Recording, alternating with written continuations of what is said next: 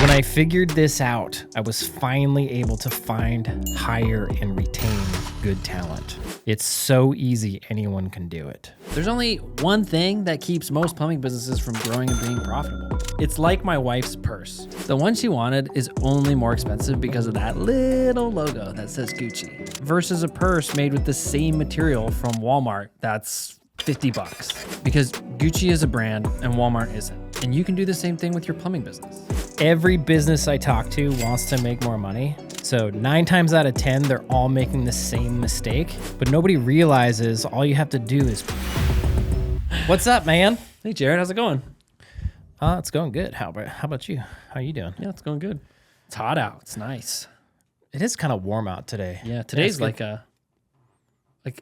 so I'm still like in like Alaska season because like I'll talk to guys and I forget it's like March now. At the time of shooting this, is it March? February, March? Yeah, it's March. I don't know. But you're asking the wrong guy. So I'll like, I don't even know what day of the week it is. Yeah. It's Podcast Wednesday. It actually is Podcast Wednesday. Yeah, it is. Cool. For real. It's my favorite day.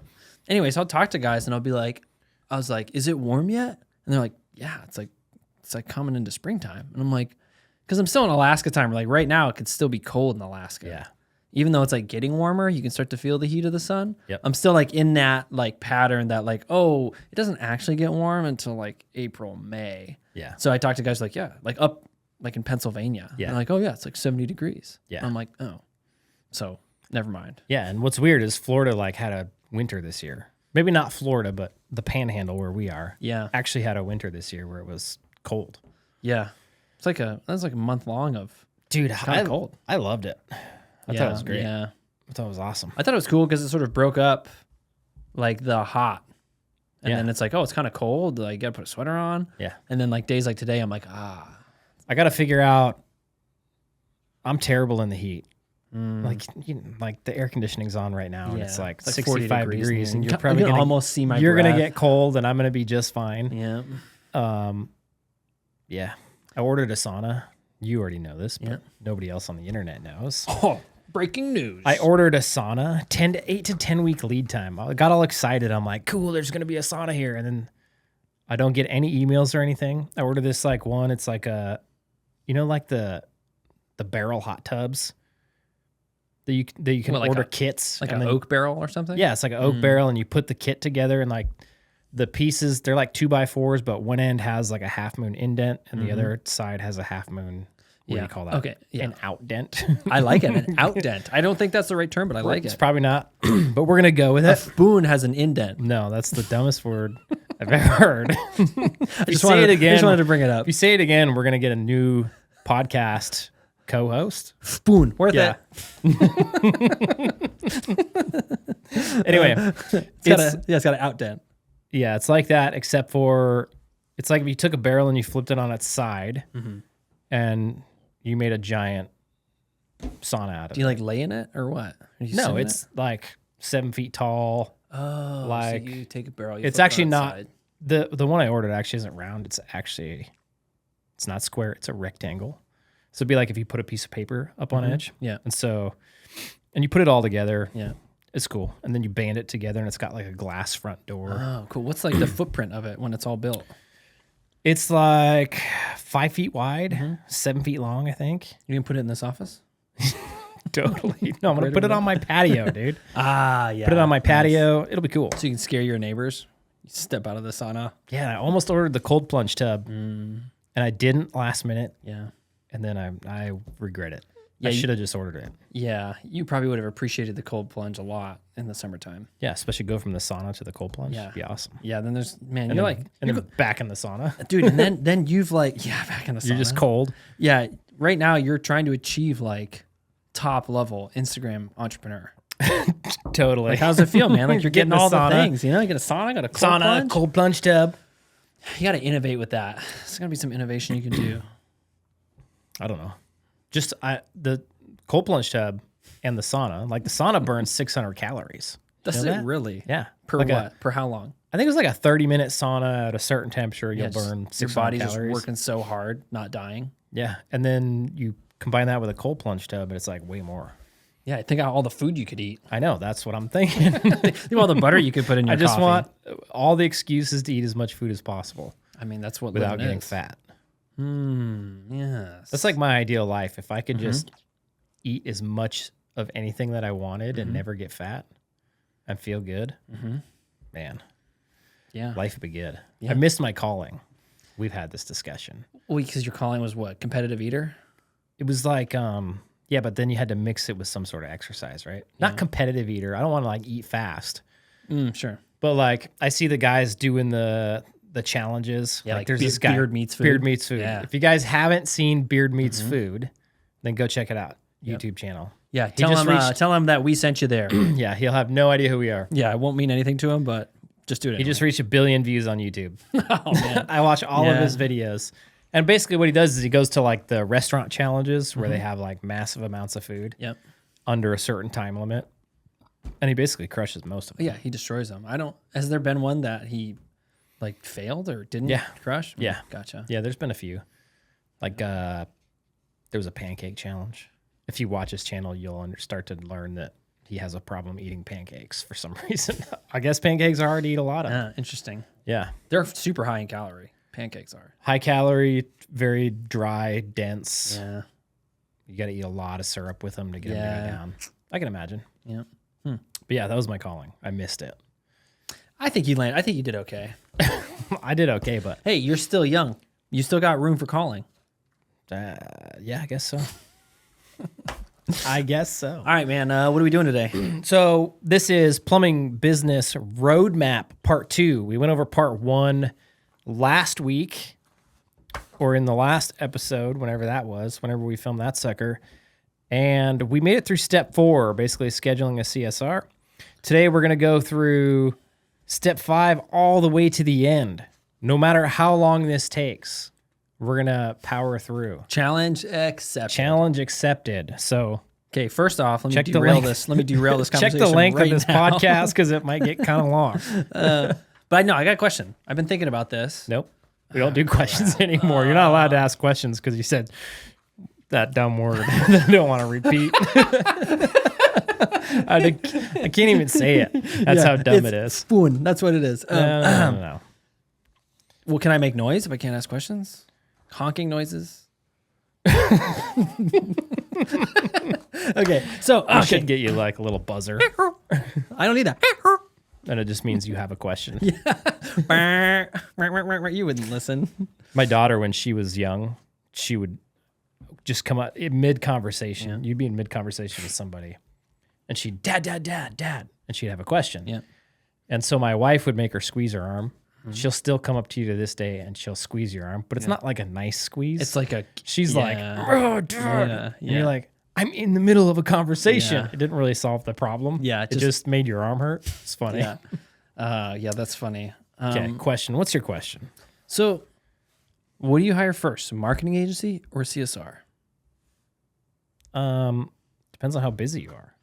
Let's say you're only doing like word of mouth, and you're doing like 1 to 2 jobs pretty steady per day. If you're steady doing 1 to 2 jobs and your phone is ringing a little bit, just hire a CSR. How long do you have to like be steady for? I guess that would be the kicker. If I had marketing in place, Yeah. and I knew that it was my marketing that was bringing in steady call volume, I would have no problem hiring a CSR.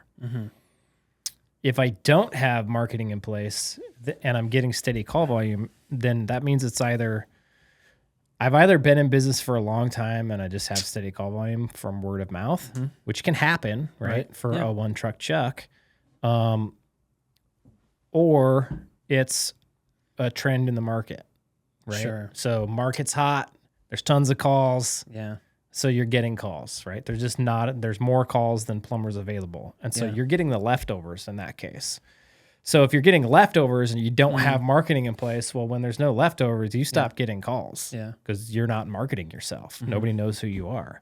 And you're not selling memberships and you're not retaining customers. Yeah. So in that case, then I would want to get on marketing first and then hire a CSR. But what about like the lead time with marketing? Because it's going to take time to spin up and Next time. But like, Are you worried that you're leaving money and efficiency on the table by not having a CSR? If you started your business and you've been around for 2-3 months and then all of a sudden for a week you have steady call volume, it doesn't mean it's going to stick around. Yep. Right? You might just have a good week or a good couple weeks. If you've been busy for a while, Like a month?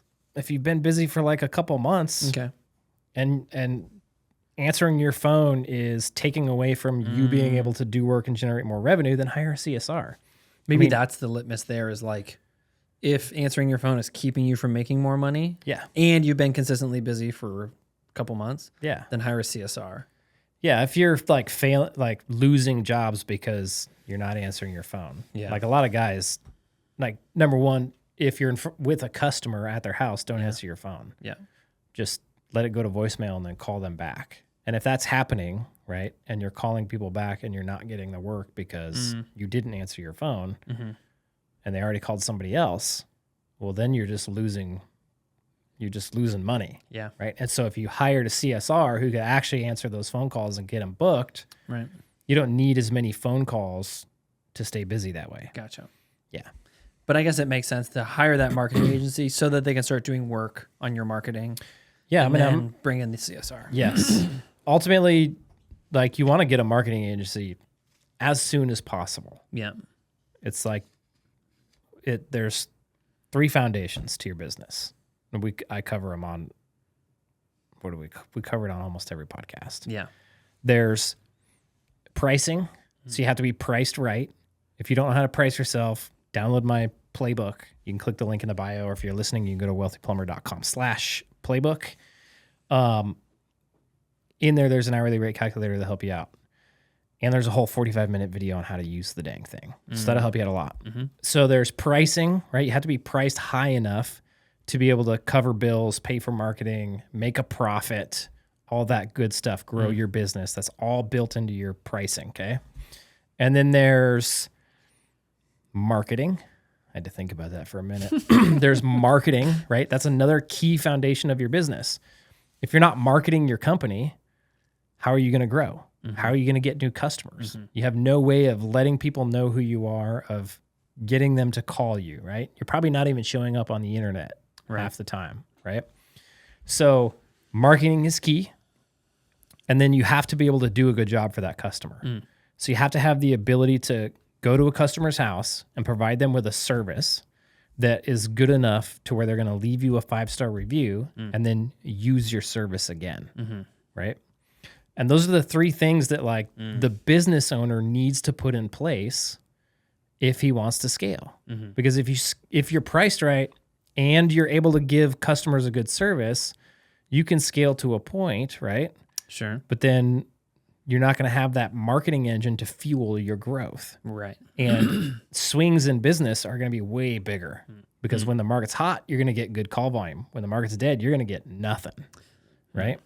So, and then like flip that around on its head. Let's say you're priced right and you have marketing, but you don't have the ability to create happy customers, right? Sure. So you're charging enough, you're making money, you're got plenty of work, but you're just pissing everybody off and getting a ton of 1-star reviews.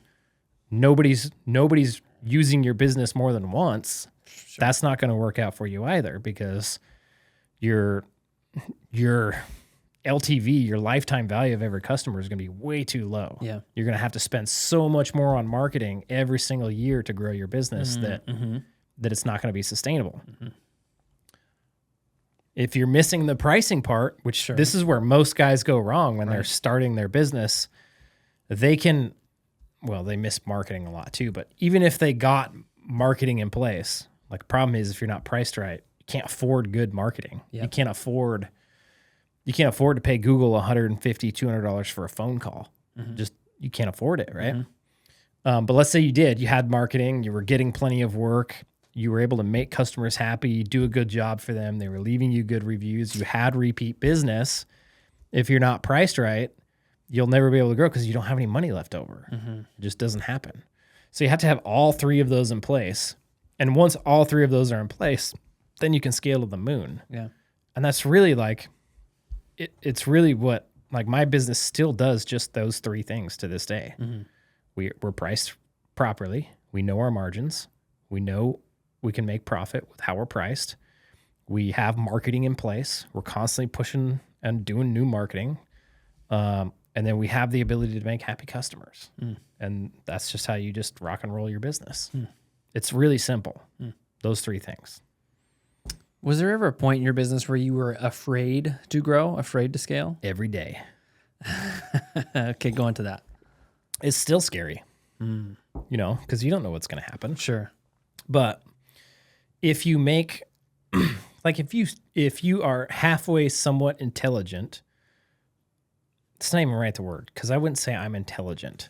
I wouldn't consider myself a smart or intelligent person.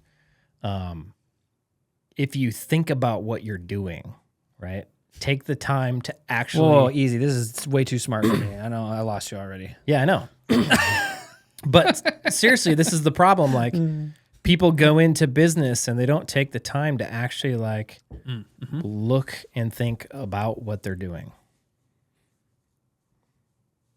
So what are you saying, that they just like jump into it? They jump into it. They don't like...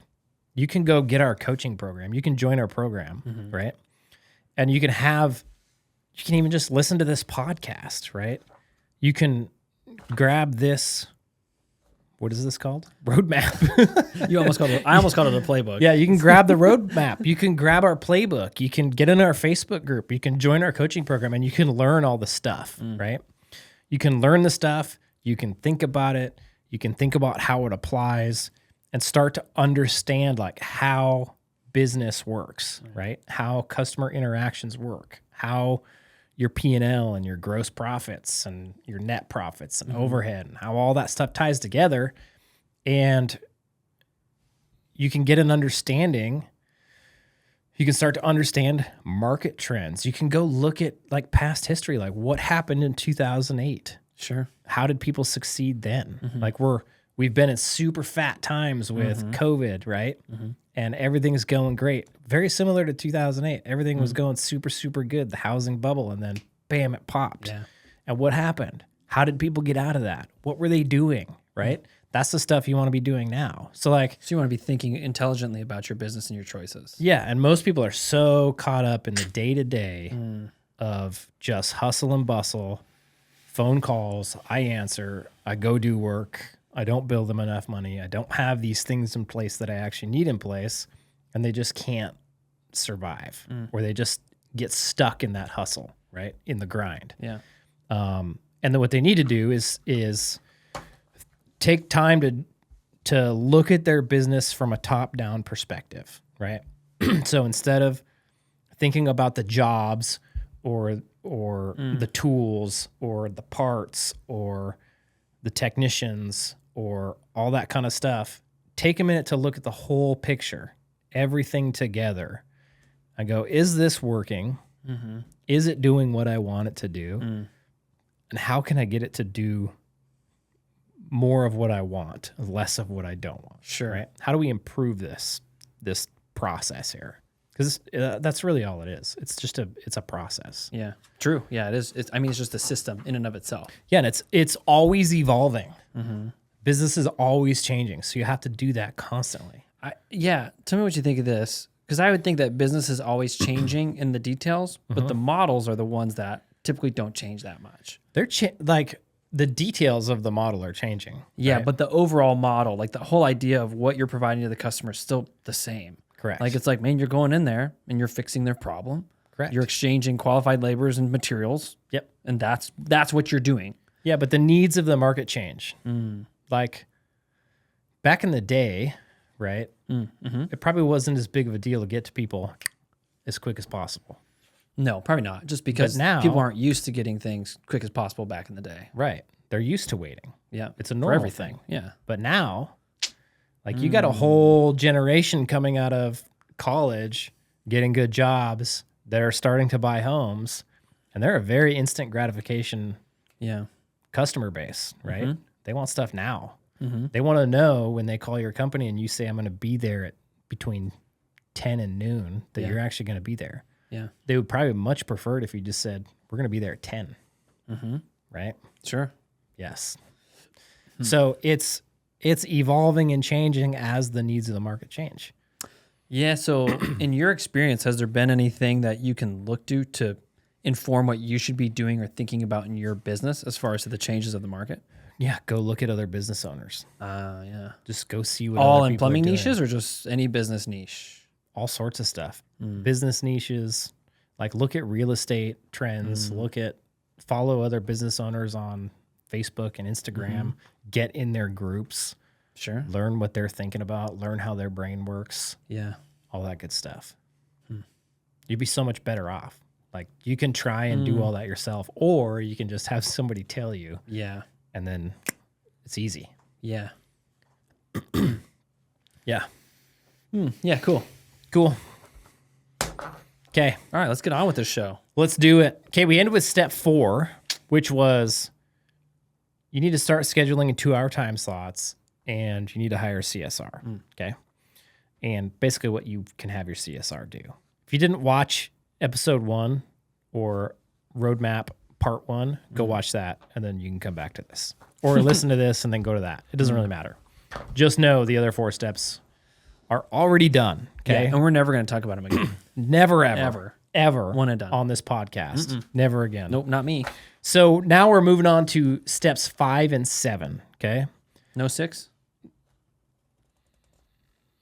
Are you missing a page? 5 through 7, There we go. Oh, okay. Yeah. not 5 and 7. Sorry. I was like, what are you talking about?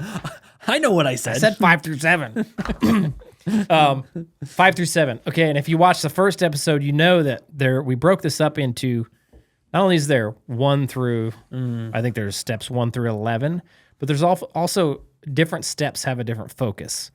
So steps 5, 6, and 7 all have the same focus. Okay. Real quick question on implementation of this document here.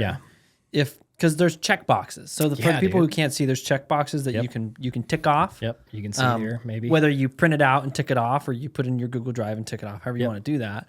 How important is it to not skip ahead? Should I go through if I'm the business, if I got a business, should I just go through and tick off everything I have all the way through all the steps and then go back to the beginning and work through? What's sort of what? It wouldn't matter. This is in order, assuming that you don't have a giant pile of cash. Yeah, gotcha. So are you saying that if you go in order, you will create more cash early if you go in order? You will burn through less cash. Okay. Right? There's things in here that require cash, like step 6 is rebrand. Sure. That requires a lot of cash. So you need to start doing some work, stack away a little bit of cash to where you can afford to rebrand. Now, if you're starting out and you have a big pile of cash, well, then just start out with a solid brand, obviously, right? Gotcha. Step 6 would move to step 1. Yeah, but maybe not so obvious. Even step 8 would move to step 1. Yeah. Which we'll get into. Yeah. So this is built for the guy who just quit his job and he started a plumbing company and maybe he's got a few thousand in the bank or 5,000 or 10,000, but that's it. Yeah. Okay. And he still has to get all the steps done, but this gives him the ability to generate cash so that he has the money to reinvest back into his plumbing business. Yeah. Right. Sooner rather than later. Like in the earlier steps, marketing was one of them. Sure. Right? That would be one of the things you want to reinvest in. Now, if you could reinvest in your branding and software at the same time you do marketing, great. But typically you can't afford that. So out of the things you have to reinvest in, marketing is the most important, right? So you could view these as order of most importance. Okay, gotcha. Not that you can't skip ahead and take care of something that is important earlier. If you have the funds, that's fine. Yeah, but if I was to just disregard the first couple steps and jump to the later steps, that probably wouldn't work very well. Like if you're going to go put step 6 in, but you haven't done steps 4 and 5 yet. Sure. You might want to think about that. Right? Yeah. Okay. Or if I haven't done step 1 and I jump to step 6. Yes. That might hurt. Yes. And the reason we put it in this order is because a lot of times we'll see guys, they get shiny object syndrome, right? The brand, the software. Yeah, sure. The price book, all that stuff is shiny object syndrome. But what it really is it's an expense that you can't generate enough cash to pay for. It's like you haven't got good at generating cash yet, and so then you get all these expenses because you get these shiny objects, right? And then you still aren't generating cash. Yeah. And that's a bad spot to be in. Yeah. So that's what you want to avoid. Like the name of the game is keep your expenses as low as possible until you're generating cash. And then when you generate enough cash to pay for those expenses, then you bring the expenses on. Yeah. Right? When it's the thing that's holding you up from generating more cash, then you bring it on. Gotcha. It's like living on a budget. I don't know anything Very about similar. I know. I know you don't. That's what I like to tell you. I'm actually really good at budgeting. Okay. That's an argument for another day. Don't worry, guys. I won the argument already. Okay, steps 5 through 7, okay? My coffee's already cold. It's so cold in here. I know. Now I got an iced coffee. Dude. Okay, well, no. Iced coffee's the grossest thing. Yeah, I'm fine with that. But what's not gross is when my coffee's cold, I throw it away. Yeah. And there's coffee shops charging, like, people are paying good money for cold coffee. Yeah, all they got to do is they drink half their coffee, they go on their bike ride, and then when they get back on the truck, they finish the coffee. Boom, iced coffee. Okay. Steps 5 through 7, focus, okay? I am focusing. You still need a strong focus on bringing in as much money as possible, okay? Sure. But Is that always your focus? Like in your business? Okay. No, it's not always the focus. Like you always want to be focused on, okay, I need to bring in money. But in these beginning phases, bringing in as money is extremely important because it's the one resource that you're usually lacking is money. Yeah. Right? You're always aware of your money and your profits moving forward, but the focus is like, that's what you're really leaning focus into. is bringing in money. Got it. So you kind of have to chase the money. Yeah, right? got it. After steps 1 and 4 are complete, you can start to hire technicians. Okay. Oh, thank goodness. So this is one of the steps where you don't want to go hire technicians too soon. You don't want to do that before you're priced right, because you're going to send them out in the world and they're going to cost you more than you make, right? Yeah. And you definitely don't want to hire technicians before you get marketing in place, right? Because it's going to slow down and you're not going to have enough work. You're not going to have that thing that you can put money into to generate calls, to get work, right? To keep guys busy. Okay. You don't have that mechanism in place, that machine going yet. You want to get that machine going, test it on yourself, make sure it works, and then move forward with hiring guys. Yeah. Okay. So would you hire guys before you hired a CSR? No, I would hire a CSR first. Because if you're too busy and you're like, I got to hire guys, but you don't have somebody answering your phone, you're not too busy yet.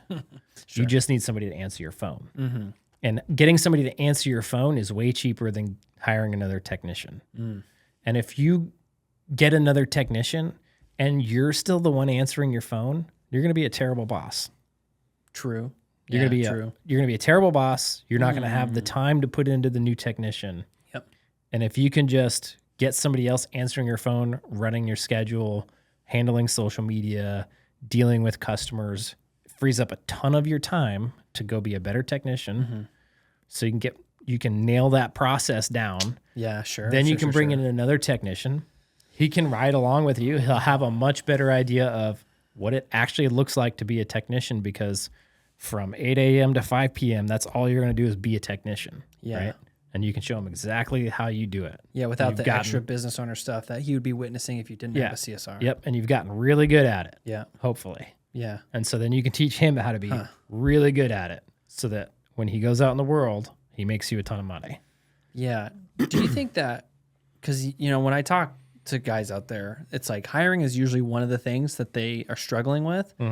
And like in the back of my mind, I'm always thinking like, okay, well, this guy isn't priced right. He doesn't have marketing. Like, and usually the hiring is like, there's no guys out here, man. There's no labor. There's tons of labor. Yeah. And so that's kind of what I think.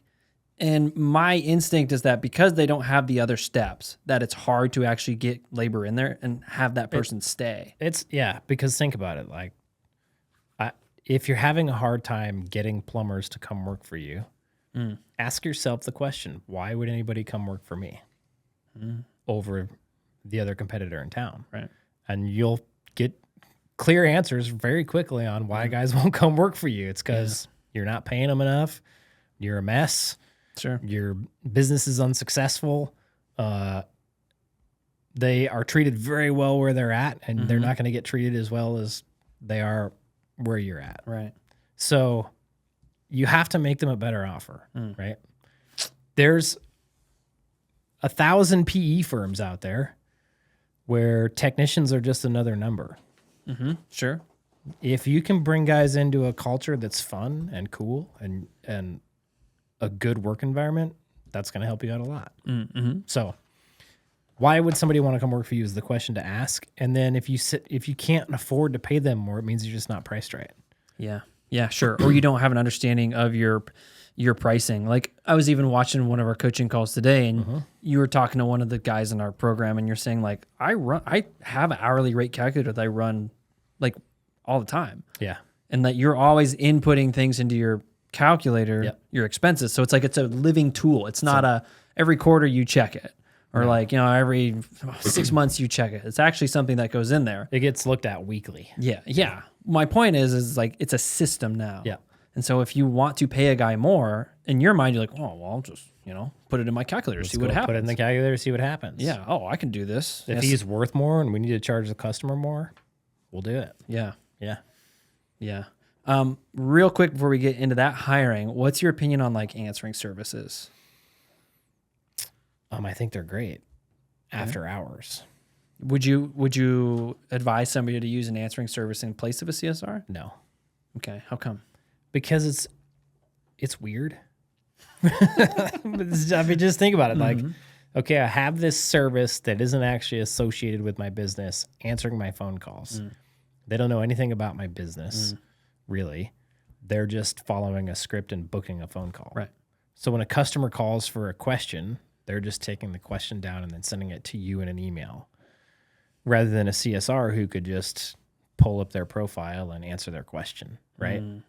And then you, the business owner, are still stuck getting back and answering all these questions, right? Sure, in the form of email, which could even be or worse. what? Maybe you're calling them back. I don't know, right? So just hire a CSR. Yeah. Yeah. But And then then- have after hours answer your calls. Like have a answering service answer your calls after hours. Yeah, for sure. Do you think that guys are like looking for this shortcut to not hire a CSR? Yeah, Why is that? because it's scary hiring people. Like hiring guys. Yeah. People have a hard time hiring guys. Yeah. Number one, because they need to make them a better offer. But number two, because they have a hard time letting go of the ownership of the work. Yeah. 100%. It's the same thing when doesn't matter who you're hiring, a technician or a CSR. When you're the one doing all the work for so long and you have to hand that over to somebody else and trust that they're going to do a good job, it's a scary thing. Yeah. Because you've never done it before, right? And you don't know.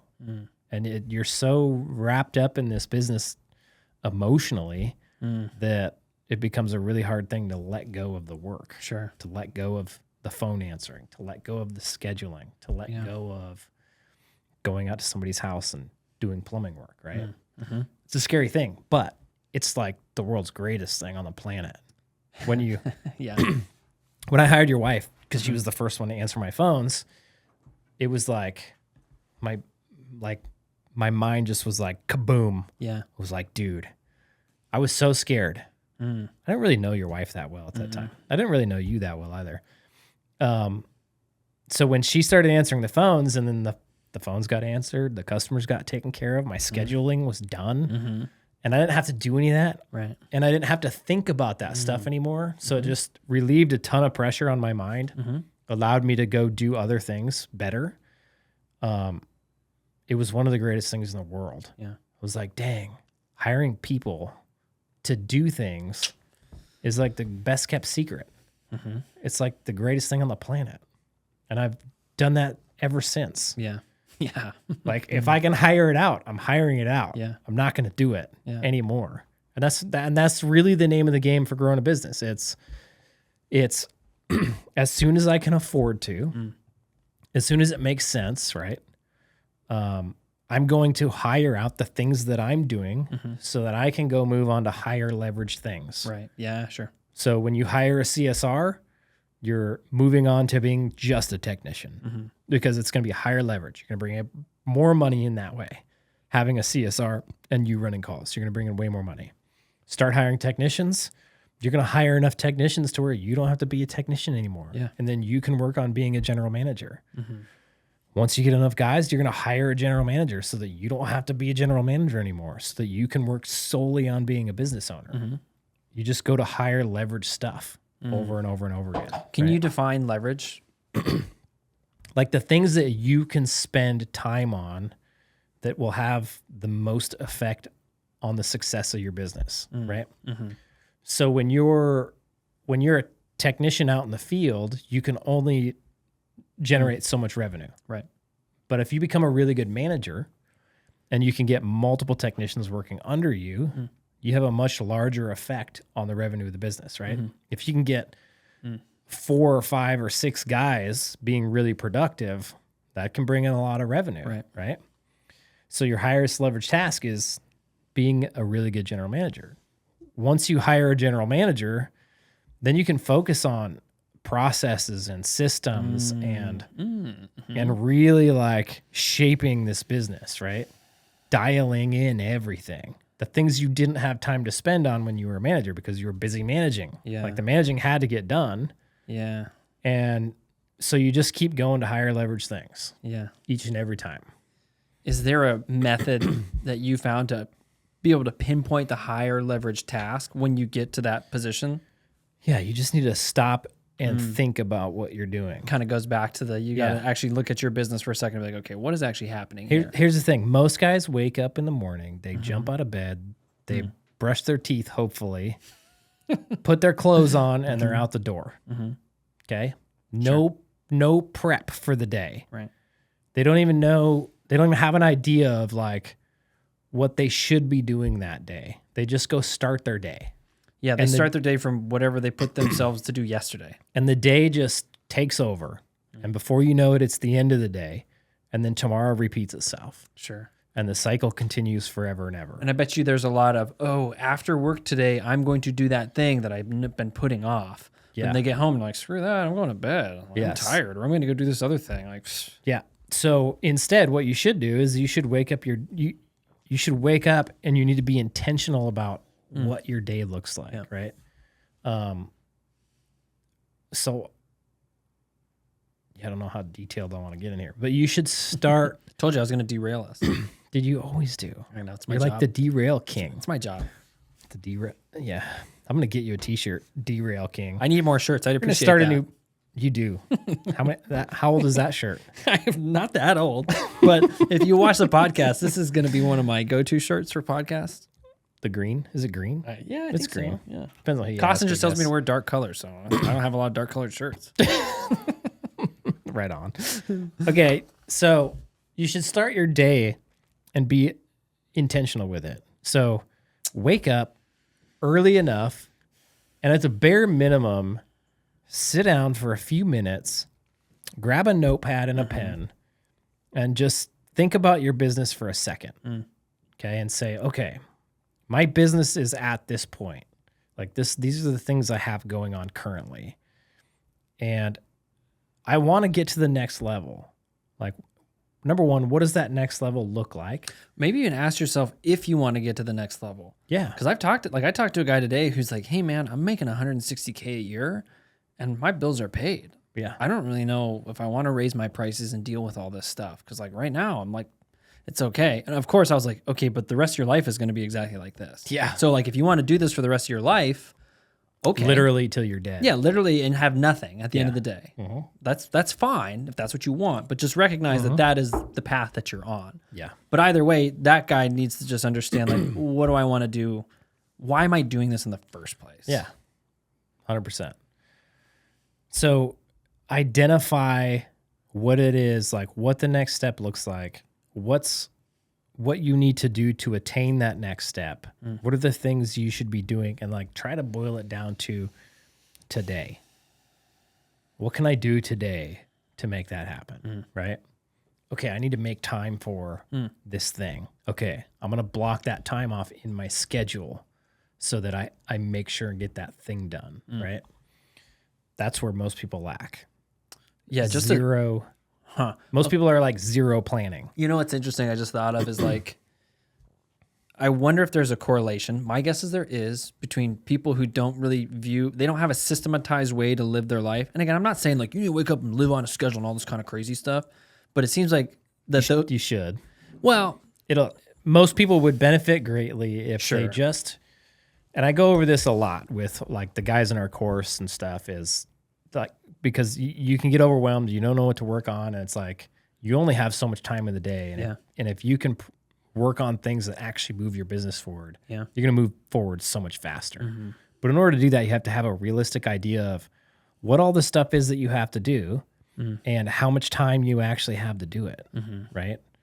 So make a giant list of all the stuff that needs to get done. And then like what I like to do is I throw it in a spreadsheet. If you have a giant list, number one, something's wrong. Because you shouldn't, right? If things are just piling up, this giant list of stuff that never gets done, you're not doing a very good job of getting stuff done. So now when I go make a list, it's tiny. I have like one or two things I'm working on, because everything else, I either already did it, I delegated it to somebody else, I automated it, or I just got rid of it. So if you make a giant spreadsheet of all the stuff you have to do and put check boxes and label them, don't do, automate, delegate, or I have to do this. Don't do something you can delegate, don't delegate something you can automate, and don't automate something that you don't need to do, right? Now you have a good idea of like the tasks that you actually have to do, what you can delegate, which is just another task for you to do. Now I have to delegate this, but at least you only have to delegate it once. And then I have to automate this, but at least you only have to automate it once, and then you never have to do it again. Go take all the things you have to do and then put them on a T-graph. This sounds really technical, but it's not. You just get a piece of paper, draw a line down the middle, and somewhere up at the top, draw a line across. And in the top left box, put recurring. On the top right box, put one time. Split your tasks up into recurring tasks and one-time tasks. Go put all your recurring tasks on your calendar. Go get a Google Calendar. You probably already have one if you have a Gmail. If not, Gmail's free. Get a Gmail account. There's crazy amounts in the Google workspace that is free. Very helpful. Like and robust. Google Sheets, Google Docs. Like if anybody's still paying for like Microsoft stuff, like $300 a year or whatever it is, just like quit. Screw that. Google has the exact same stuff for free, and I like it better. Heck yeah. And then if you don't know how to use that stuff, go on YouTube. There's a free resource called YouTube where you can learn a lot of stuff. You may be on there right now. But the point is, like, if you don't have a system, if you don't live your life in some kind of system, your business isn't going to have any systems. Hold on. If you go put your recurring tasks, everything on the recurring list, like put your sleep, your wake up time, put the time you need to like think about your business on there, put the time that you should be like working as a technician, if that's you. All your recurring tasks, you will very quickly look at your Google Calendar and go, holy crap, I don't have any time. And so it forces you to prioritize your time. It forces you to say, okay, I have to actually, like, instead of doing this, I have to work on this. Now you can start scheduling out your one-time tasks in the white space that's left over on your Google Calendar. You can say, okay, let me take my one-time tasks and let me prioritize these. And then I'll just, the day before, I've got a little white space on my calendar. I fill it up with the task on my T-graph, right? And you'll be so much clearer on what you need to do, when you can actually do it, and how you're going to move your business forward. And you'll get so much more done. And you'll get rid of so much stuff because you'll be able to delegate and automate. So a business owner who's equipped with these skills, is that business owner going to be able to hire and retain employees at a better tempo than the other business owner who doesn't do any of that stuff? Yeah, because he's actually organized, actually thinking about things. Maybe he actually trying to think ahead and grow his business. He's not just living in the day-to-day, in the moment. He's not being reactionary, right? Oh, yeah. He's preparing, thinking ahead. He's anticipating. That's what it takes. Okay. We have gotten it 2 sentences in 44 minutes. Dude, Okay. I'm killing it today. Rule of thumb for adding technicians, okay? If you are rescheduling / moving jobs a few times a week, 2 to 4 times a week for a couple weeks on end, it's time to think about hiring another guy. Yeah, because you're rescheduling just because you're busy and you can't You're get super to that, busy. that work. Like when people are calling in, we're filling up our day, okay? And we're kind of overfilling our day, anticipating that some of them, some of them aren't going to buy, some are going to go long. We don't really know for certain, right? So we're going to hedge our bets in our favor and overfill our day. And we're going to prioritize jobs by how much money we think we can make. So higher paying jobs or jobs that seem to be higher paying, we're going to go to sooner than jobs that seem like they're low paying jobs, right? Yeah, so you're going to kind of run your schedule actively. Very actively. At the end of the day, you're going to move the people you couldn't get to the next day. Yeah. And if you're doing that a few times a week, then you need to go hire some more guys. Gotcha. Yep. Okay. So during these, steps, you should also be focusing on pushing your marketing. Sure. So you're moving on to growing and hiring. You've got marketing in place. Now it's, okay, let's see if we can push on a little bit. Let's go put some more money into these other things and see if we can up our call volume so that we can get too busy so that we can hire more guys. Okay. As you hire more guys, your margin goes up. Like the efficiency of your business goes up just by hiring more guys. Yeah, gotcha. Okay? So it's a good thing to focus on. Yeah, push your marketing budgets. If you have cash, you can reinvest into branding at this time, right? If you've been able to stack away a little bit of cash, rebranding would be a good idea. And then if you have a spare minute, like this is when you would start working on your price book. Gotcha. So now that you've priced right, you have marketing in place, you probably have an understanding of how the guys are supposed to run the calls and everything as well. You've got a CSR. Now you can start working on building your price book. Most people want to get this done day one. You don't need it. Yeah, I think this is one of those things that, what did you call it? Like shiny new object syndrome? Yeah. Where it's like they think the price book is the thing that's going to make them a ton of money and make all their sales happen. Yeah. When in reality, they just need to go to the house, communicate with the customer, look at their problem, come up with some options, write them on a piece of paper and present them to the customer. Yeah. You don't need a price book. Yeah. You don't need it at all. You're more than capable of doing the math. Okay, this is going to take me X amount of hours. The parts are this. Hours times my hourly rate. Double the parts at least. Yeah. Add them together. What does that equal? Okay, option 1 is this much money. Right. Option 2, okay, how long is that one going to take me? Right? So you're more than capable of that. You don't need a price book. Yeah.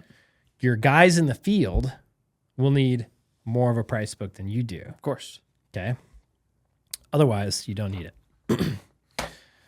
Yeah, that gets us through. Yeah, but like 5, 6, and 7. Just to be clear, you're not advocating you don't ever need a price book. It's just when you're smaller, you don't need one. No, you need a price book at some point. Yeah, for sure. Like you're not going to make it without one. Yeah, your guys are going to be all over the place, doing all sorts of weird stuff, charging way too little for things. Yeah, because what's the number one thing that the price book offers? When it just puts the power in the technician's hands, right? And sets you up to be profitable. So they can quickly and efficiently go into a home, look at an item, pull up 3 options very quickly, and all 3 options you're profitable on. Yeah, that's what a price book does. They're not winging it in there, or they're not calling you asking for a bunch of crazy stuff. Asking for prices. It's just all set in an iPad. That's what it does. It's a system in and of itself, right? Yeah. But if it's you and another dude, you don't need a price book. Like we got to like 5 guys before I ever had a price book. I gave my guys a spreadsheet. Sure. That said, how many hours, what are materials, here's the job cost. And we did just fine. How did you figure out how long the tasks would take? The tech would look at it and go, I'm going to be here for 2 hours. I'll bid it for 3. So you're really hoping that the tech, Yeah. estimates properly. Yes. And you're always going to deal with that. Yeah, sure. That never goes away. You mean you're never going to fix that? You're never going to get the perfect technicians, like all of them? No, never. You shouldn't lose sleep over the night because he bid it for this and it really took this long. Nope. I have a saying, price for mediocrity, expect excellence, but price for mediocrity. Yeah. Because mediocre is what you're going to get sometimes. Yeah. And even the guys who are like really good, who bill out tons of money, they don't do that every day. Sure. They don't do that every month or every quarter. They have down months. Yeah. They have down quarters. Like they start going through something at home, like their home life is off. Guess what? They're no longer all-star technician, right? So you have to price for mediocrity, expect excellence. That's how we roll. Okay. You're pushing your marketing, rebranding here. A lot of guys want to skip rebranding. We did a Marketing 2024 podcast. Branding is extremely important. Yeah. Think about if you don't stand out in your marketing, if you don't stand out in your market, period, nobody even can recognize who you are. If they see your stuff and it's just they forget it instantly or don't even notice it, would be even worse. You're going to have a much harder time. If you can have a logo and truck wraps and a name that's stands out and they remember you, you're going to have a much easier time marketing your business. Yeah. It's common sense. And we've seen it a million times. It works. Especially in really, really busy markets where your competition isn't just other plumbing companies, but it's handyman, it's all sorts of crazy stuff. That's where branding is going to benefit you so much. If you're driving around in a white truck with a little logo that's red, white, and blue, nobody's going to know who you are. Yeah.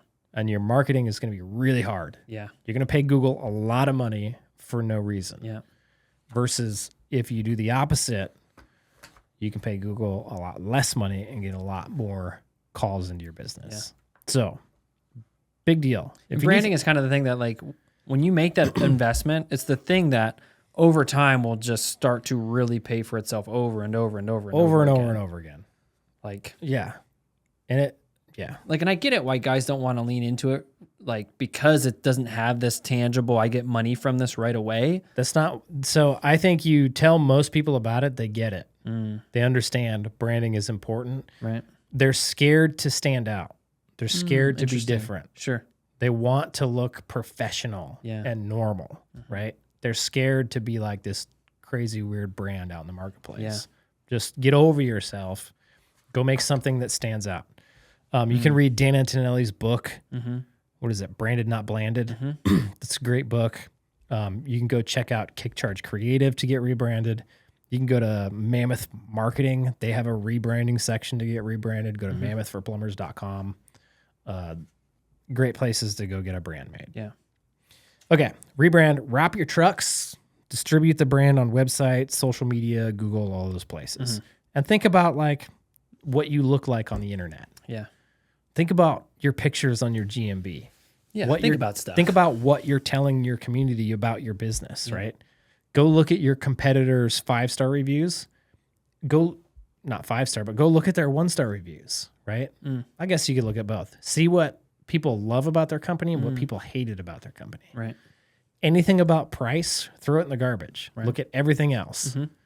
Because price is something you can't adjust. Yeah, it's the number that's you either charge that and make money or you don't. People are mad about the price of something, throw it away because you can't be the cheapest plumber. Yeah. That's a recipe for disaster, right? Most people think I'm going to go into business, I'm going to undercut everybody, and I'm going to get all the work. That's not how that works. Yeah. If you do that, you stay small, you never make enough money, you struggle for the rest of your life. Right. Go look at their reviews. People like it when companies answer the phone. They like it when their texts are professional. They like it when they come to their house and they actually take care of them, right? Yeah. Start preaching that stuff in your marketing. Customers know, they have frustrations when they deal with a plumbing company. What are they? If you can tell them that you don't have those frustrations when you deal with my company because we do things different, you're going to attract those customers. Good customers to your business who don't necessarily care about price. They care about quality of experience. Right. Okay. Super important. Then you're going to build your price book. Got it. Yeah. Create your price book. Follow steps and course is what I have in here. Busted. Busted. Yeah, and that's create your own price book, not get somebody else's or... Yeah, create your own price book. Like, you can go buy price books, and they're all some form of okay, but some form of garbage. Sure. Right? So there's going to be something in there that's not going to make sense for you. Yeah, just think about it. I'm going to buy a price book. Like, my price book for my business in Alaska Sure. is not the same price book that I would use down here in Florida. Yeah, of course not. Not at all. It's two totally, like, we're on opposite sides of the world almost. Yeah, right? yeah. We have different practices. We have different water heaters. We have The ground freezes at different places. the piping is different. Like, everything's different, right? I wouldn't do the same crap. Yeah. I wouldn't have the same price book. A lot of similarities. Sure. But if you took my price book and tried to use it down here, it'd be a mess. Yeah. Like, what the hell is this? Yeah. Right? So make your own price book. And when you're building your price book, build it based off like what you're going to stock in the truck. What are the most common things you run across, right? And account for that stuff in your price book. Am I going to have to go to the store to get this if I sell this item at a home, right? Yeah, Do I need to include time to go get this part? All that stuff needs to be in your price book. So think about that stuff. If you can build your own price book, it's going to be really valuable. Yeah. Really valuable to your business. And it becomes proprietary information. I don't know if it's such a big deal when you go to sell, Yeah. but what is going to be a big deal when you sell is that your business is really profitable. Yeah, 100%. Yeah. I mean, people aren't buying businesses that are like not profitable unless there's an incredible opportunity that they see that you haven't seen. But typically... And one thing that's going to drive down your profits is having a very complicated price book that isn't built for how you do business. How do you know that price book has enough hours in it? Yeah, you'd have to go through the whole thing anyway. You got to go through the whole thing anyway. It's easier, honestly, just to build your own. And then think about the burden on the technician where you're like, hey, I just got this price book. And then he's like, thanks, boss. And then he's like, this thing is useless to me. Yeah. He's not going to use it, and he's going to probably just resent that it even exists. Yes. And so it sounds hard, but the template that we give to people in our course, it's a Google Sheet, and you can create tabs down at the bottom of the Google Sheet. We try to split it up by room in the house, or you might have like a sewer main section. You might have a drain cleaning section. You might have like a water treatment section, right? Try to split it up into categories. And then in there, when you click on that tab, it's just like, okay, what's the category? Okay, we're in the water heater category. And then we come up with a task name or a task code, right? So for us, it's like our water heater tasks are WTH. And then we put the number of the task. So like the first task is 001, next task is 002, and then on and on and on. And then we put how much time is on the task. So like a water heater task, we've got, I think, 4.5 hours. So it would be 04.50 for 4.5 hours. And then we put a task description. So at the top, it says description. Under there, you write, what is this task? Yeah. And you just start typing, drain down old water heater, shut off water, remove existing water heater, purchase new water heater, install new water heater, all the good stuff, all the steps of what you're going to do. And then you would put how many hours are on that task and then how many materials you're going to use on that task. And now you've just built out a task. Now you can go, like when you go through room by room and you just build out all the things in that room. So you get into a bathroom, you've got a toilet. What are all the different parts on a toilet? I'm going to create task codes, descriptions, hour values, material values for every single item. And then when I go to get on software, I'm going to input that into the software. And I've built my own price book. It doesn't take that long. It's not that hard. Yeah, it just sounds like it's just a tedious task. It's tedious, but you got to do it. Like I did mine in a Saturday. I sat down and I built the majority of my price book. And then it ebbed and flowed, changed and adapted over the years. And so that's another thing to keep in mind is you don't have to have it perfect. You just have to have it good enough. Yeah. Close. And you can adapt it over time. Okay. That gets us through step 7. Then we move on to step 8. Okay. So you can think about this. You've kind of got like your foundational blocks in place. You've hired a CSR. Maybe you have a couple technicians. You have the ability to go generate revenue, get 5-star reviews, have happy customers. You kind of have like small scale successful business. Okay. Sure. The next thing that's going to hold you up is once you start getting like 2 or 3 guys working for you, it starts to get kind of messy, right? So you need some sort of system or processes in place. Right. Okay. So that's going to be step 8. And it's basically, you're going to streamline your processes with a good CRM. Because the first steps of, systems and processes don't have to be that complicated. Yeah. And a CRM is basically going to do that for you for the most part, right? Now, in my experience, most guys have a CRM by this point. Yeah. And you can get on like you could get on a cheap CRM, but like if you're like, think about it. Like you could go on House Call Pro. I wouldn't recommend growing and scaling on House Call Pro. Sure. So, but in the beginning, yeah, sure. Go get on House Call Pro or whatever cheap software you want. That's just a quick software that you can use. Yep. Don't waste your time building out a price book in there. Yeah. Just wait because you don't need it. Sure. Yeah, sure. You're spending energy on it, and then later you're going to want to get on a better software. Service Titan is a much better software, a much more robust software. Some people are going to be mad at it because it costs more money and it's complicated.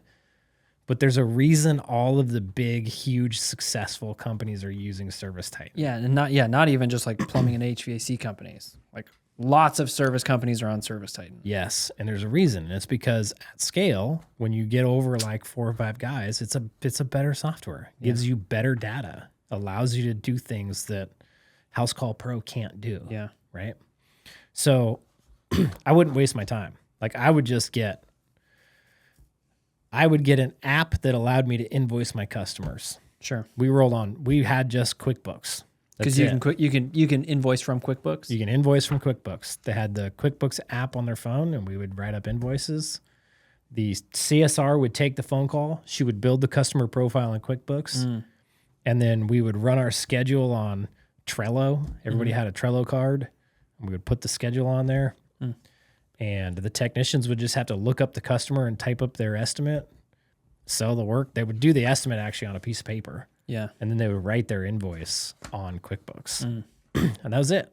And that got us, we did more than $1 million in revenue with that. Yeah. And then we got on Service Titan. So, and you can see it's going to be a little bit messy, right? You got guys out. It's putting them on QuickBooks and then scheduling people in Trello. And then it's not the most streamlined process. Sure. But it works to get you to a point. Okay. Yeah. That's not the thing that's going to hold you up in the beginning. Right. But when you get like 2 or 3 guys going, all of a sudden, okay, we need to streamline this a little more so that we have a good foundation that we can scale on. Yeah, okay? sure. So I would get on Service Titan, and the purpose is to increase your efficiency and streamline your processes. Service Titan will do a bunch of that for you. Okay? Now, when you say efficiency, are you just meaning like, what do you mean specifically? Makes you more efficient. The CSR doesn't have to enter information in 2 places now. Gotcha. They just enter it in 1. Gotcha. Right? Half the work. Yeah. The technicians then, because you're on Service Titan, you're going to build a price book. They'll be able to use your price book, right? The one thing to keep in mind, like if you get on Service Titan and you don't have a price book built, Service Titan doesn't do you any good, right? Yeah, that's a good point. And if you're going to buy their price book, it's going to cost you more money and still isn't going to do you any good. Because you're going to have to go and do your own thing anyway. Correct. Yeah. So get on software, streamline your processes, increase your efficiency, get used to it, and then you can start adding more technicians to it. Okay. How helpful is it to like understand these tools before you get them? I mean, you're not going to understand Service Titan. And it's a steep learning curve. And I don't mean like understand it intimately, but just like get the gist of I buy this because it's going to solve these problems, as opposed to I buy this because somebody told me to buy this. And that's what the guys down the road have. I mean, it doesn't matter why you buy it, as long as you buy it at the right time. Sure. Right? Yeah. I guess I'm thinking more about the guys who buy stuff early. Like in my experience, it seems like that they buy it because they know they're supposed to have it. The only reason you would buy ServiceTitan early is if you had the cash to. Sure. And you had the time to build out the price book. Sure. Then yeah, buy it early. Yeah. Heck yeah. But if I was starting a business and I had to pick marketing or ServiceTitan, guess which one I'm going to do first? Yeah. I'm going to do marketing. Right. Because it's more important than Right. ServiceTitan. Right. Okay. If you got a ton of money and you're not having to work in the field, then do both at the same time. Yeah, sure. Whatever. Yep. Right? So it changes depending on how much money you have. Okay. So you need to go through your onboarding process with ServiceTitan. That takes a couple months. You're going to want to build your price book. You're going to want to build out like pre-built options for your guys. You're going to want to set up your membership plan at this point in time. Yeah, because memberships pre-software doesn't make any sense, right? Memberships pre-software is just how do you track it? Yeah, sure. Yeah. It's a headache. Yeah, that would It's a suck. nightmare. Yeah. Don't do them until you have software. Yeah. It's one more reason to get on software because memberships are a super powerful tool for your business. Yep. It retains customers, raises lifetime value, keeps you busier during slow times. Like it's a really good thing to focus on. Let's see, you can sign up, like you want to automate your review request process. So when you're going to somebody's house, now you can automate that process. You're on ServiceTitan. I would sign up for Marketing Pro. If not, you can use like Nice Job or other similar platforms to make sure that you're asking customers for reviews on a regular basis. Because that's going to be a really important part of your business moving forward, is maintaining customer reviews. Marketing Pro is cool because not only can you do review generation, but you can, and we're not sponsored by ServiceTitan, by the way. I just think it's a good software. Yeah. And it's the software I use. Yeah. But you can set up email marketing automations. So like we have an email automation. It's 12 emails. I built it myself. It's not complicated. And if you go download our playbook and you go to the hourly rate calculator video, you actually get on there's links to that email automation so you can see it. But that email automation makes us close to $1 million a year. Just that one email. And all it does is says, if we have an estimate that we didn't sell for some reason, it just bugs the customer until we sell it. Sure. $1 million a year, one email automation. Marketing Pro costs like $12,000 a year, and it makes me $1 million a year or more. Totally worth it. So you're going to do all that stuff. You're going to set all that stuff up, and then you're going to start using ServiceTitan in your day-to-day operations, right? If you choose another CRM, fine. I haven't seen one that's as good as ServiceTitan. All the big guys are using ServiceTitan. Yeah. I would jump on ServiceTitan. Sure. Yeah, all CRMs are going to have their pros and cons, and I've heard so many mixed things where people don't like ServiceTitan because the customer service was not so great. Who cares? But then I've heard people say that like, the customer service was awesome. So it's like it's okay. It's not. I mean, it's not always great. It's not always fantastic, but it is what it is. It's still the best software. Yeah. Can't help it. Yeah. When you're dealing with people like marketing companies and software companies and other subs and all that stuff, you have to realize they're just another business like yours. They go through growing pains. They get bad employees. They make mistakes. And if you're just going to like cut everybody out that makes a mistake or is hard to deal with at one point in time, well, then you're not going to have anybody to work with. You're not going to have anything. Right? Yeah. You're going to get rid of a bunch of really good tools for your business. Yeah. And that's what ServiceTitan is. So use it for what it is. Get over yourself if you don't like their customer service and just deal with it. Yeah. It's still the best software, hands down. Okay. So 9 through 10, we move into like another phase. You can see we were like, okay, we put the foundational blocks in place. Now we, focus on cash and marketing. And then we're like, okay, it's getting a little messy. Now we got to systemize it a little bit. Now we're kind of in the grow and scale phase, right? Because we have the base business set up. We have the software to scale. We have the marketing to scale. We have the technician processes. We have the CSR answering phones. Like now we're getting ready to scale this sucker. Yeah, you kind of got all the pieces in place, and everything is like your marketing is actually doing stuff now, and you understand your CRM, and so now you're in a good spot. Now it's like, cool. I just got to step on the gas and hire more guys and get some more vans, and we're rocking and rolling. Right. So steps 9 and 10, you're going to grow and scale with a strong focus on cash flow still. Now, when I say cash flow, it's money coming in and money going out. Yeah. Okay. If there's very little left over in this phase because you're investing heavily in your business, that's fine. Yeah. Don't worry about it. Yep. The point of this phase is to grow your business. Okay. Right. So you need to be willing to push on your marketing budgets like heavily. Start introducing more marketing efforts outside of your marketing company. So you're going to start wanting like getting involved in local events, sponsoring local sports teams, those kind of stuff. Getting out in the community. Okay? Yeah. Going to be super important. When you have enough technicians and you can afford to hire a general manager, hire a general manager. How many technicians? Where would you hire a general manager? It's usually about 6 or 7. And the way you want to figure that out is you want to use your hourly rate calculator to compare like what's your minimum hourly rate compared to what you're charging the customer now. Yep. And if you add in a general manager, can you continue to charge what you're charging and afford a general manager? Gotcha. Or Sure, yeah, because if you added that expense too early, it's increased overhead, right? yeah, If sure. you add it too early, then it can dramatically increase the amount that you need to charge to your customers. And the name of the game is to be lean and mean Yeah, and grow your business and make lots of cash, right? yeah, And so hiring a general manager before you need him is not lean and mean. yeah. That's wasteful. So tell me what you tell me what you think about these situations. Because I have conversations with guys where there's 2 business owners, sometimes 3 business owners. It's freaking hard. It's hard. I mean, it's hard for a lot of reasons, but here's one of the things that I think those guys don't think about. Because all those guys want the benefits of being a business owner. They want the freedom, the paycheck, all this stuff. Yeah. But there's going to have to be an order at who gets out first. Yeah. So it's like, You're not all 3 getting out at once. no, so it's like the realization, and I've had conversations again where I'm talking to 2 business owners on a Zoom call, and they're both in the office doing office stuff, and then there's technicians out billing, but they're not at the point where they would even have a general manager yet. They're like got 2 guys out billing, and they're just doing stuff, right? And so like when you have business owners, you have to have a conversation and be like, all right, which one's getting out first? Because like we're billing separately, ideally. Just don't do it. Yeah, I mean, seriously, don't go like if the business you're building is your sole source of income, a business partner is going to be very difficult. If it's both partners' sole source of income, it's going to be difficult to be partners. Yeah, because you're relying on this thing to pay for your income. It's going to be tough. 3 business owners,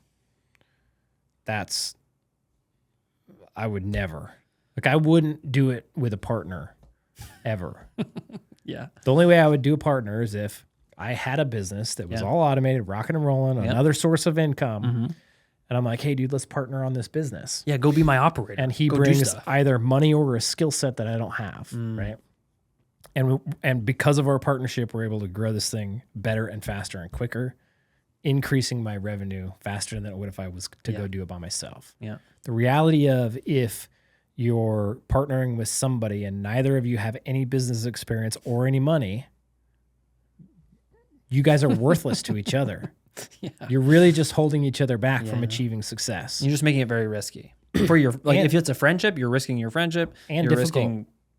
Most of those that I've seen ends up splitting off anyways. Yeah. So just split it off at the beginning, right?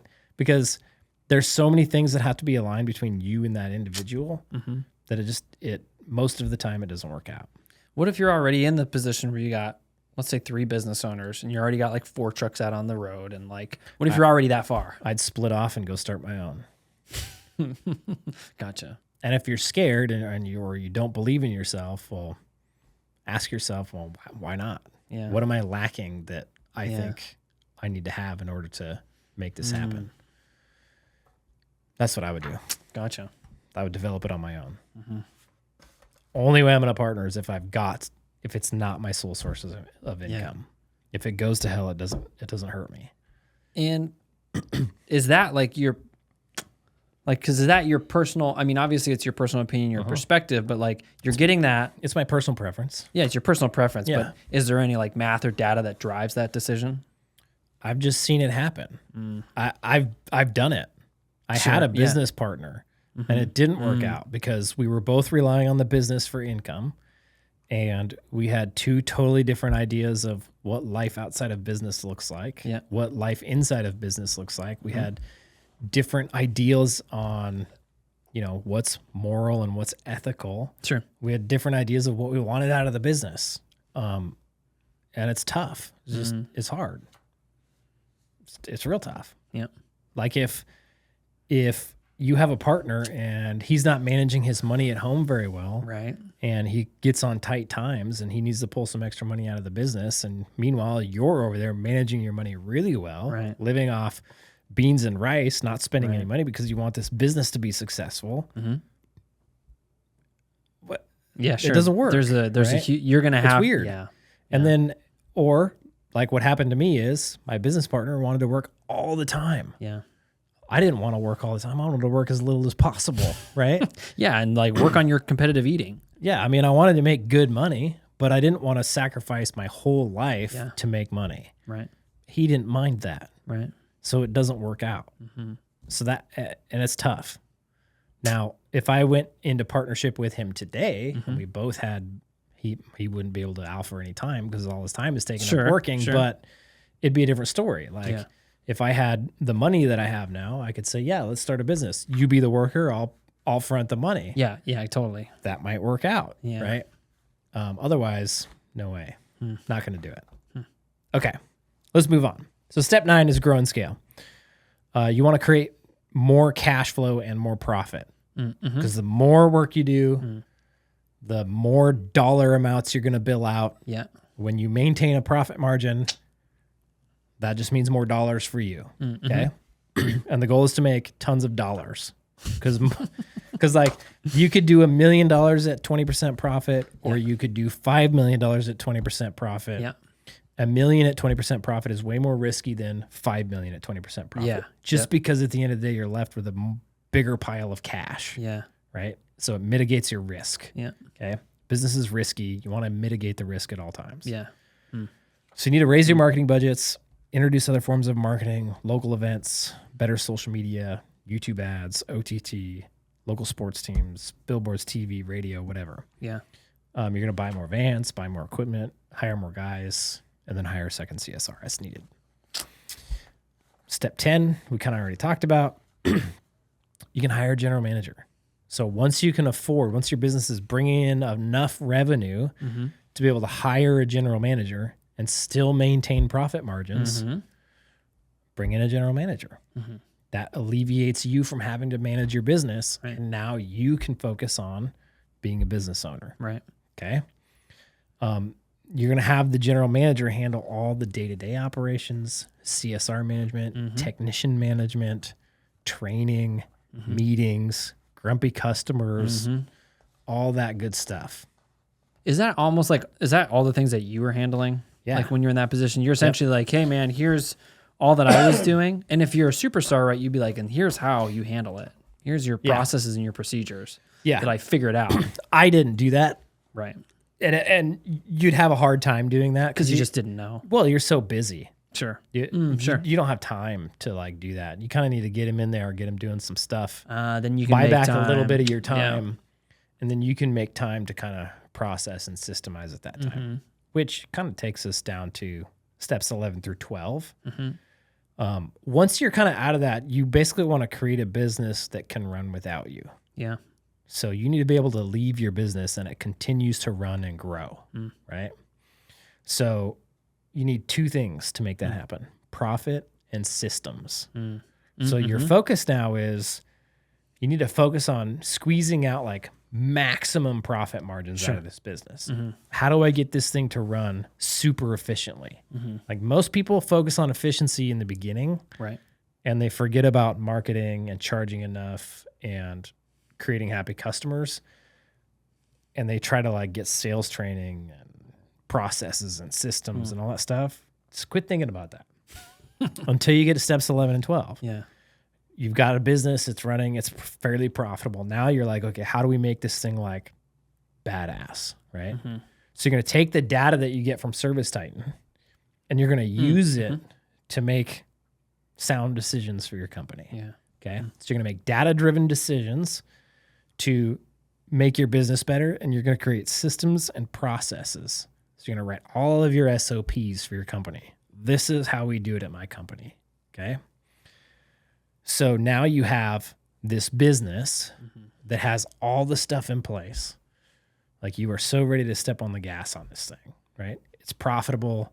You've got technicians. You've got a general manager in place. You've got all the systems for all these people in place. You know exactly like what KPIs to look out for. Sure. You know exactly what affects what on your P&L. You have a really deep level understanding of plumbing service business. Sure. Okay? Yeah, sure. Now you can grow that thing to the moon. That's the beauty of it. So step 11, systemize, write your SOPs, all that good stuff. If you go in our Facebook group, you can get a copy of my SOPs. Go to Facebook, search The Wealthy Plumber. Is that what it's called? I think so, yeah. I think it's The Wealthy Plumber Plumbing Business Mastery. Yeah. True. If you get in there, there's a post you can comment on. We'll send you my SOPs. We put our SOPs in Trainual, which is a cool program.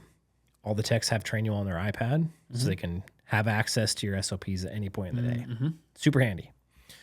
After that, you're going to maximize efficiency and profits. Okay, so you're going to track data in Service Titan.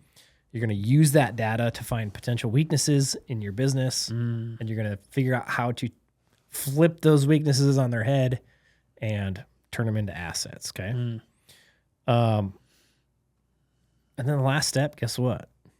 Enjoy yourself, because you built something badass. Yeah, sure. You built something really cool. Yeah. That most people don't get to build.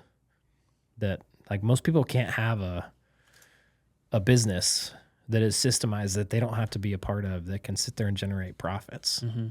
It's very few that do that What's the biggest thing that keeps people from actually getting to that level? themselves. And specifically what? I don't know. They get in their own head. They get in their own way. They, you know, I think the thing that probably stops most people from achieving that is they don't think it's possible, Sure. or they don't know it's possible, Yeah. right? They don't know what they can do. And so they never even try. Why don't they know what they can do?